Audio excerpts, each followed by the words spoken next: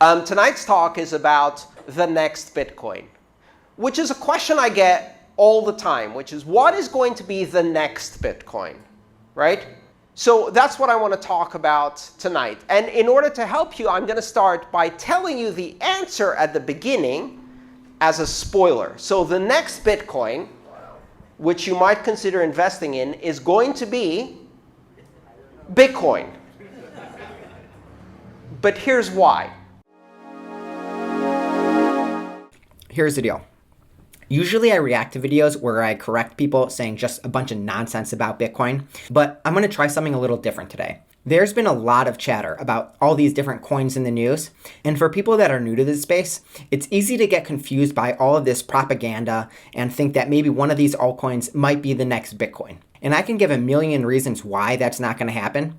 But instead, I thought one of the best things that I could do is react to one of my favorite speeches about this exact topic by Bitcoin legend Andreas Antonopoulos.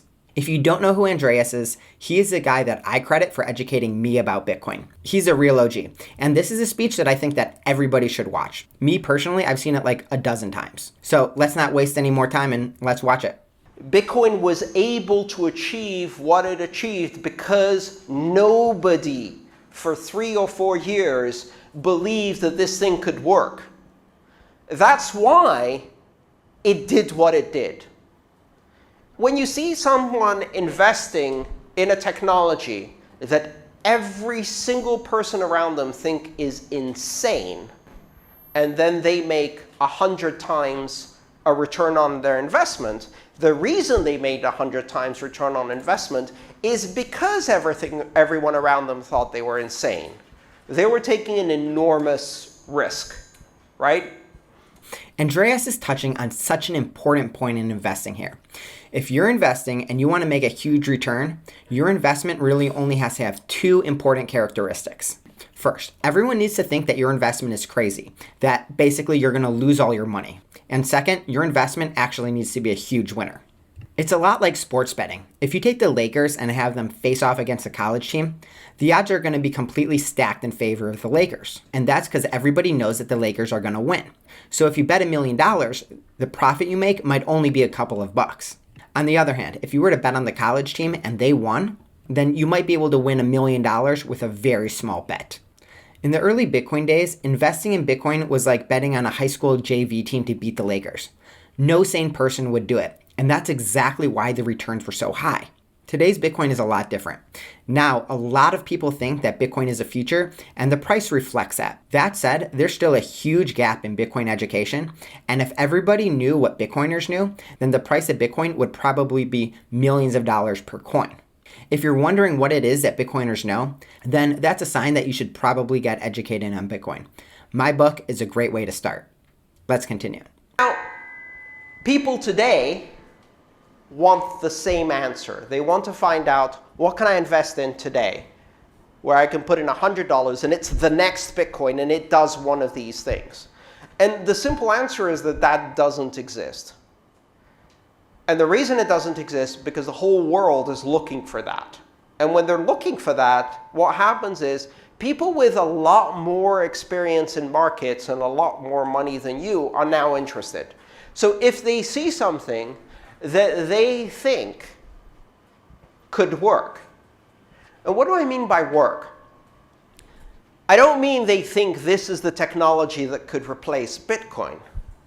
What I mean is they think that you will think that this is the technology that could replace Bitcoin. And they're like, oh, lots of people who know nothing about investments will think this is the one. It's got slick marketing. It's got some people on the web page. It's got some fancy words like quantum, AI, drones, autonomous.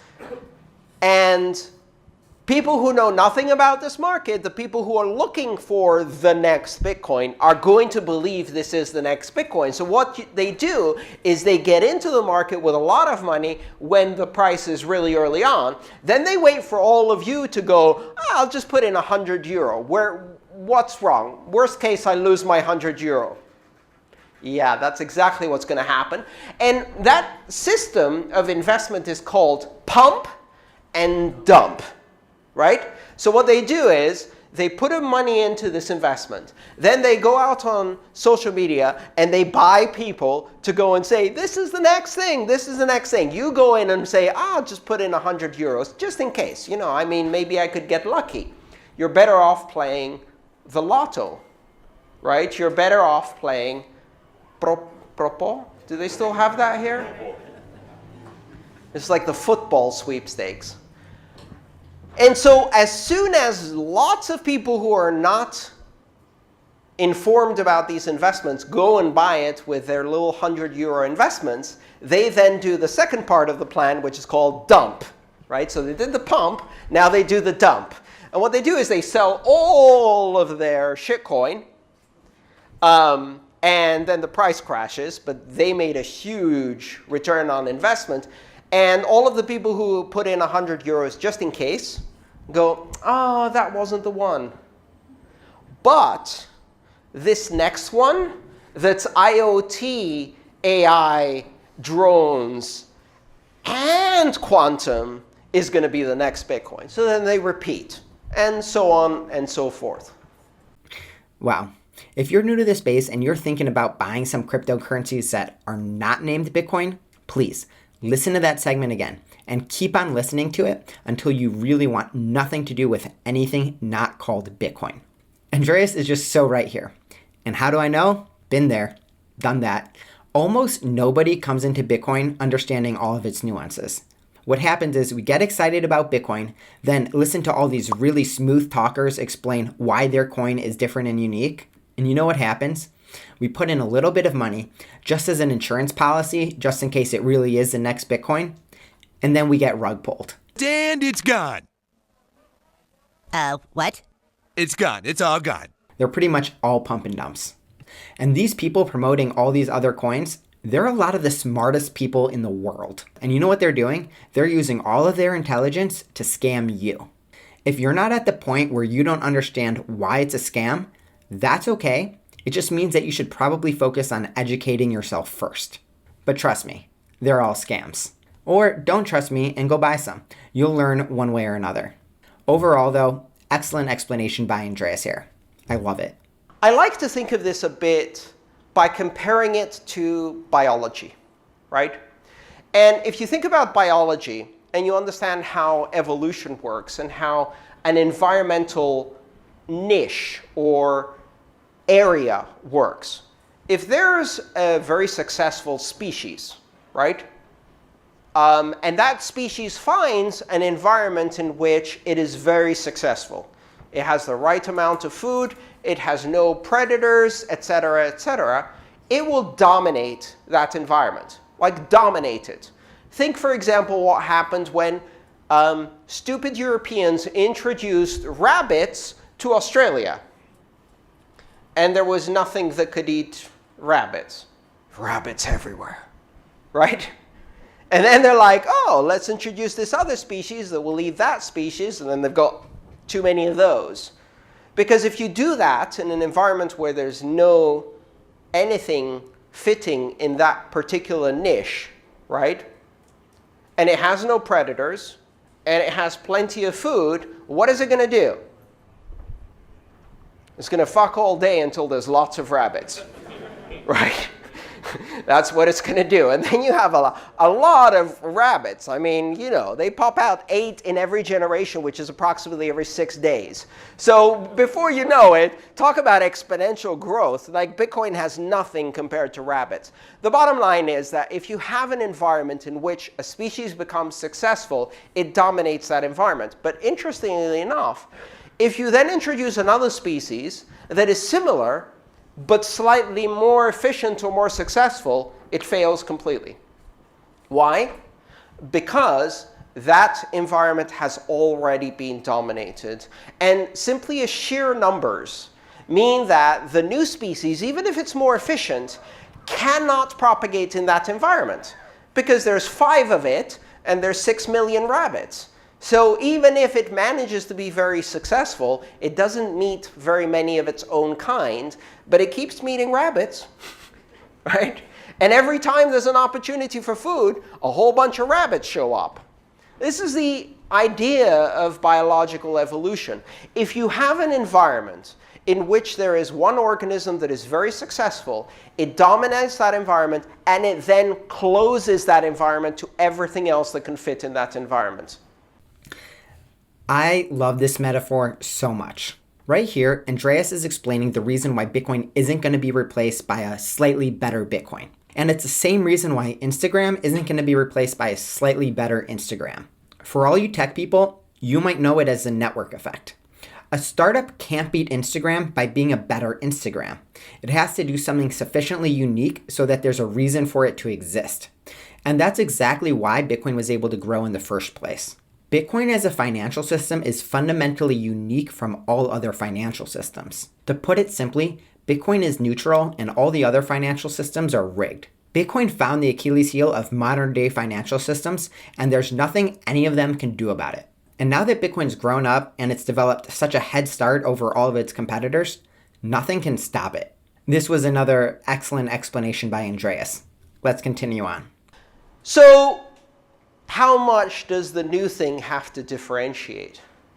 Well, this is the real challenge, because if it differentiates enough, if it's different enough from Bitcoin, well, then it's no longer occupying the same environmental niche. It's no longer competing against Bitcoin. Now it's competing for something else, and maybe it becomes dominant in that space. And in order to do that, you have to do a lot of hard work, because if you want to start a new cryptocurrency with its own security, you have to bootstrap that security in an environment where people are going to attack you on day one. On day one, nobody attacked Bitcoin. On day two, nobody attacked Bitcoin. On day 1074, nobody attacked Bitcoin. Nobody had really heard of it. Nobody thought it would work. On day 2500, nobody attacked Bitcoin, right? It took years before anybody thought this thing would actually work to start attacking it, and by that time, it was strong enough to resist the attack. Now you go out and you're like, I have an idea, and it's better than Bitcoin. Everyone goes, bruh, and they attack your system, and the next morning it's gone, right? Because you get hacked, you get crashed. You go out and do proof of work. Oh, I've got a new proof of work algorithm, and everybody comes in with their GPUs. Why do they have GPUs? Because they've spent the last 5 years mining Ethereum or whatever, right? So they have plenty of GPUs. They're like, oh, could I take a few thousand GPUs and throw it to this new coin and see if I can dominate the network? They sure can, right? So then they dominate the network. There goes your security. They're like, oh, OK, we can't do proof of work. Let's do proof of stake. Proof of stake is going to be much easier. Because then what it really needs in order for someone to attack it is rich people. Oh, shit. There's lots of them, and they're all trying to break crypto now. So you start proof of stake, and who buys all of the stake? Rich people. And the only reason rich people didn't buy all of the Bitcoin in the beginning is because they thought it wasn't going to work. But if you try to do it today, they're all looking for the next Bitcoin that they can sell to you, to the people who don't know any better. Yeah, Andreas is just spot on here again. And this is one of the many problems with all of these proof of stake coins that you're seeing right now. They're essentially letting the people who own the network's coins be responsible for the security. But that's in and of itself a huge problem, because with all of these cryptos, the coins were all minted out of thin air and for the most part are controlled by the same people running the chain. And the end result is that their crypto coin loses all the important properties that make Bitcoin special in the first place. So yeah, bottom line, the more all of these other cryptocurrencies pop up, the more special Bitcoin looks in comparison. What does it take for one of these technologies to be replaced? What does it take for something to replace Bitcoin or to replace Ethereum? It doesn't happen because someone invented a slightly better solution or even a much better solution. That will work. Instead, it can only happen if the system that already occupies this space fully fails on its own. So in order for something to be the next Bitcoin, first Bitcoin has to fail. Like really spectacularly fail. Not a bit, not like, oh, we lost $200 million because someone hacked an exchange again. Obviously, that's not enough. Not we've been banned by China for the 37th time, and this time they really mean it. That's not enough, right? Not Trump just called us drug dealers. Not enough. Like, we've been called drug dealers before by more serious people. It's not enough for even Facebook or JP Morgan to say, hey, we can do cryptocurrency too. No, you can't. Not enough. The only way Bitcoin fails is from the inside. It has to fail because of a critical vulnerability that cannot be fixed or that people don't want to fix. It has to fail because of a failure of community. It has to fail because of failure of trust or culture. And that's really difficult to do in a technology that has so many participants who have so many different motivations, different cultures, different languages, different operating systems, different software platforms, all collaborating around one core basic set of ideas. They have to all be disappointed for different reasons simultaneously. Very difficult to happen. I love this. He's basically explaining how difficult it is to replace Bitcoin. And while he's right on everything he's saying, don't take his word for it.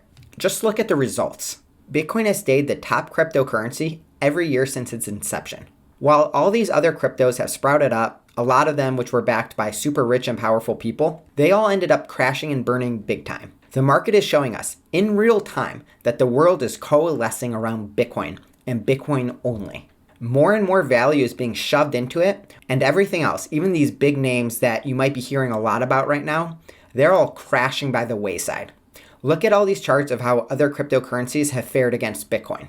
They all see an initial pump when all these influencers start hyping them up, and then they crash. My favorite chart to look at is Ripple. You might have heard about Ripple because it's been getting a lot of attention recently, but look at the price of it when you compare it to Bitcoin over time.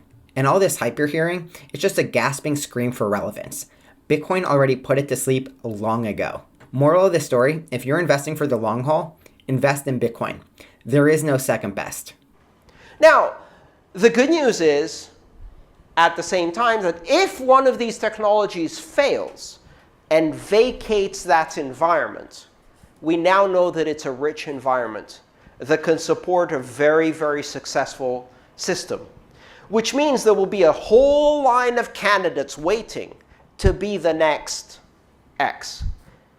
Which should be really bad news to all of the governments and regulators and large corporations that are hoping so hard after 10 years of evidence that it's just not happening, that this year Bitcoin will surely fail. This year Bitcoin will get shut down. They've been hoping. They've been telling themselves, don't worry, there's no way governments would allow this. There's no way this will be successful. And after 10 years of being wrong, they're still holding on to hope that this thing will fail on its own because they have no fucking clue how to compete with it. Well, here's the bad news for them. The moment it fails, every single competitor that has a slightly better solution, and specifically the ones that fix the thing that caused it to fail in the first place, will flood that environment and bootstrap something new. And if they're really smart, they're going to call it Bitcoin. Because that's the best branding you can do. And so it never dies. Because who occupies the space and has the name keeps changing. But you still occupy the same space. And maybe even you still occupy the same name. And that's why the next Bitcoin is Bitcoin. Thank you. I love that speech so much. You guys, when it comes to Bitcoin, the genie is out of the bottle and it's not going back in. I know a lot of people think that Bitcoin is going to magically go away somehow. It's not. The government can't shut it down. The banks can't compete with it. We all just have to embrace it and benefit from it, or fight it and get left behind. You guys, I don't want you to be left behind. That's why I'm here evangelizing Bitcoin. I know a lot of you watching are hearing this and might not believe it. In fact, just listening to this might make a lot of you upset. But seriously, we are still very early in the adoption cycle for Bitcoin. Study it. Watch more of my videos, read my book, think critically about it, and look at all the evidence. At this point, it's obvious. Bitcoin is ushering all of humanity into a new era of money and economics. And the biggest winners are going to be the ones that adopt Bitcoin the earliest. Tell me, what did you guys think about Andreas's talk? Did you all find it as insightful as I did? Maybe it left you with some questions that you really want answered. Let me know in the comments. And if you haven't already, like and subscribe so that you can see whenever I come out with new videos. It helps my channel a lot. That's it for today. I'll see you all for the next one. I'm out.